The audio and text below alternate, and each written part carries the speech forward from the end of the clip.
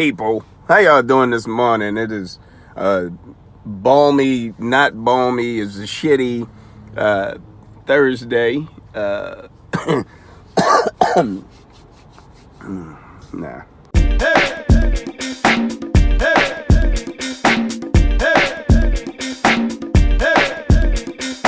What up, peep? How y'all doing? I'm over here. I'm actually writing jokes on an envelope. You know, it hits you sometimes. Sometimes it hits you like, I gotta write. You know, I'll use my recorder. You know, sometimes I'll just take my phone. I'm looking for my phone, like I ain't sitting here talking on my phone, but I'll use my phone and I'll use the video recorder. And the reason I'm saying that is because everybody always asks, how do you write jokes? And I don't think there's like a defined term of how you write jokes. Everybody got their own way of doing it. For me, it's just a combination of, I've been doing it so long that it's become a little easier to write jokes. I have a ton of material that I can go back to that I did when I didn't know as much about comedy, so I can go and pull that up and I can go, if I had only put this, and then I got new pieces to my set. One of the things I like to do, one in particular being recording on the voice recorder on my phone. Like I'll literally just take the phone, hit record, and just talk in it and see if I can create something. And that works a lot of times. If you have a topic and you sit there and you kind of bullet point that topic in your head, or you kind of run down the pieces that would be funny in that type of joke, you'd be surprised what you come up with. You come up with some crazy-ish. And it gives you a chance to just be free, let it all come out, critique it, go back in and say, I actually did say something funny. And then eventually something you can add to your set, you know. And then I do traditional writing. You know, you'll sit down and you figure out what the concept is, you know, whatever you're going to write about. Hey, I'm going to write about my kids today. And I don't usually like to do that style because it puts a lot of pressure on you to have to focus on, like, okay, now you're like, okay, yesterday my son spilled some milk and my daughter giggled. Like, it's harder that way. I like to be more fluid with it and just let it happen. When I go on stage a lot, I use the stage as a testing ground too. Like if I decide I want to talk about my children, I'll let myself riff in front of a crowd. And sometimes things pull out from that. You know, you'll just be going off the cuff. My daughter, you know what she did yesterday? And, you know, everybody's child does the same thing. So from there, you know, you get reaction from the crowd and you start going, okay, so something's building there. It may not be a bit now, but it gave me something that I can think about. That usually works. I mean, actually, I just thought of an idea now is to think about the things that a child wouldn't do. Like you got children do, like, you know, pretty much they all do the same thing. So now I'm in my head thinking about that one thing to go, you know, isn't it funny when your child do this and like 100 parents go, nah, my kids never done anything like that. So, you know, it's thinking the opposite. That's another thing I tell people. It's like when you are writing, stop being so blah, you know, like set it up, put it down, you know, the same old set up punch and deliver where it's expected.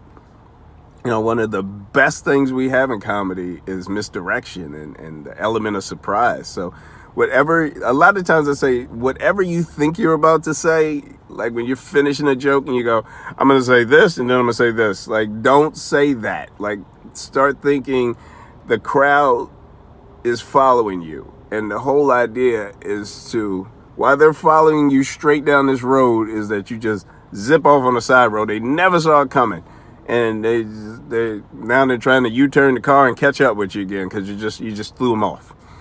For lack of a better analogy, that's what I like to say is I take you down the road with me and suddenly I just veer off on a little side road and you're like, whoa, didn't see that coming.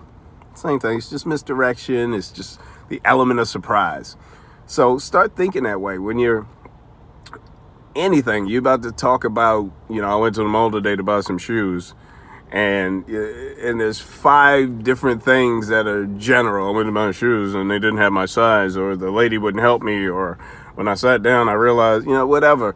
Think of the complete complete and total opposite of whatever you were actually going to do. And go in that direction. Start thinking way outside the box. It's going to really open your mind up to different things. So like now, I'm working on bits. Like for instance, one thing I'll say is, I go, so I was watching porn today with no volume on, because God forbid you make a sound in the library. You see what I mean? Like, you totally didn't see that coming. All you saw was I was watching porn with no volume, and you're like, okay, why? And then you go, God forbid you make a sound in the library. Whoa! Okay, so you're in a library watching porn. And then you can elaborate on that, and you can be like, they really frown upon your pants being off, or something, anything like that. So it's just the totally unexpected, and it keeps people on their toes, actually, and it actually makes them want to hear more of you, because they're like, oh, that was nice. Like, this guy comes up with this witty stuff, so I'm gonna pay attention to him. So that's a little bit of something I'm working on. Everybody has their own type of methods for doing this. I usually spend an hour in the morning and come up with stuff. I usually, I gotta be at work at 9, so at 8 o'clock, I'm over at Panera Bread, notebook out, bullet pointing what I want to talk about, whether it's just kind of redoing some of the stuff I already have or actually adding new content. Because I think you should always be adding new jokes to your set. You should always be tagging whatever you have a little bit more. Like if you have a great joke about having pets, there's always something you can add to. You can always build up on that. You can always do a callback. If you don't know what a callback is creating a funny bit that you will return to at some later point in your set. And it really solidifies you as a comedian to be successful at callbacks.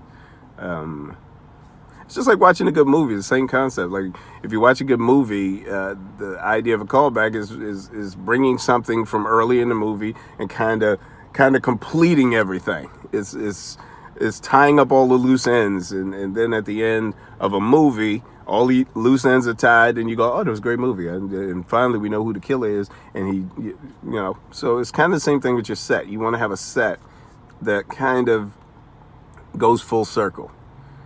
And they feel completed at the end. They feel like, oh, okay, this all kind of comes together in some kind of weird way. I'm telling you, it works and definitely makes your set better. Also, another thing I'll tell you is go to different rooms. Don't find yourself locked up in the same room all the time, the same type of room. Like some comedians, they only do, I only do white rooms. I only do power rooms. I only do power rooms, meaning quote unquote black rooms, urban rooms, hood rooms, ethnic rooms, whatever you want to call it. Be diverse. Talk to everybody. Build a set that everybody can enjoy. They might not enjoy every piece of every second of every bit of your set. But create content that will be enjoyed over a lot of different groups. Because the last thing you want to do is get to a show and you're sitting there like, I didn't know these people are all going to be 70-year-old Jewish people. I don't have any 70-year-old Jewish material. Like, that's the stupidest thing to even, I don't have 70-year-old Jewish material. Like, who does? Even Jewish comedians don't walk around with 70-year-old Jewish comedian material. That means you need to find out a few things that you already know, and our similarities are dating, marriage, having children, and being broke. If your content is somewhere, if your material is somewhere in these four, being broke, dating, being married, having children, you'll be fine. In 99 out of 100 rooms, you'll be fine, because it is almost 100% that somebody in the room has one of those or multiple. Most of us have multiple. If your crowd tends to be in the 30s, 40s, they're going to marry, children, financially strapped. They have dated. So if you go into a room of everybody in the room is 65 years old, and you're younger, and you're going, oh my God, I don't know what to say to these people. Yes, you do. They've all dated. They're 65. They dated. They've been married, are dating, had children, have grandchildren. And I'm sure financially, some of them are like, oh, life sucks. The pension is horrible. Social Security is not enough. I'm struggling. So we all have as humans, we all have certain things that we all have in common. So you might not, if you a black dude going into a white room, you go, oh shit, man, all the people are white.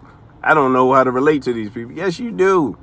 It's all the same shit. We all want, we all want money. We all want love. We all want sex. We all want to throw our kids in the trunk and send them to the grandmama's house. Just want pieces.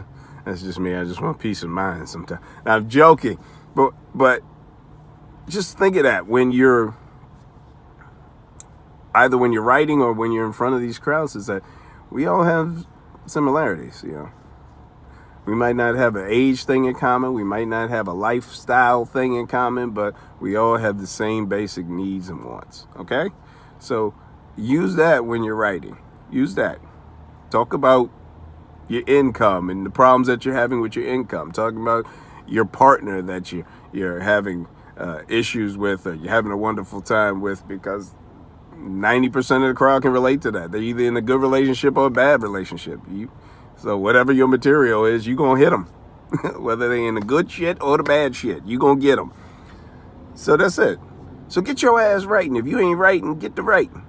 And stop being so hard on yourself. Write, and write a lot, and think a lot, and talk to a lot of people, and start to pay attention to when you're in conversations with people and you say funny things. When you're in conversation with people and you say funny things, write them down, keep a mental note, go somewhere, hit your record button and say it. Because when you make people laugh in public settings or in a family event, or when you're just having a conversation with your mom, that is material. Every time they laugh, that is material, okay? Think of that. I've had so many conversations, had my mom rolling. And I'm like, that's material. That's a joke.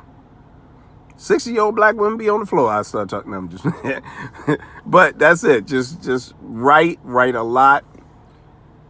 Pay attention to the conversations you have with people. See their reactions. When you're making people laugh or you're entertaining people, or you really have them into what you're saying, take that into account. And remember, can be part of your set. Make you better, make you funnier, make you more money.